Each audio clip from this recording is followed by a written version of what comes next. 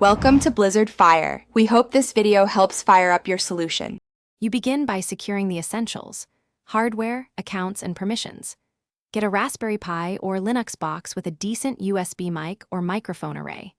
Once done, register for the voice service you'll use, AWS Alexa voice service, or an open-source alternative, and capture the client credentials. Next, install the vendor SDK or voice stack on the device and verify audio input works with a simple recording command. This proves your audio chain and credentials are valid before moving forward. Now implement the runtime. Wire a wake word engine to capture speech, then stream audio to the NLU endpoint and receive intent payloads.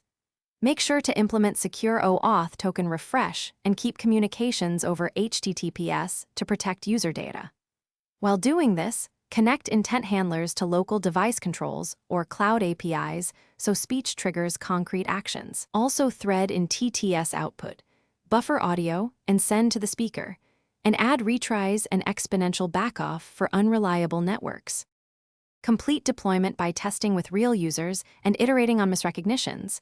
Gather logs and refine wake word sensitivity and intent models.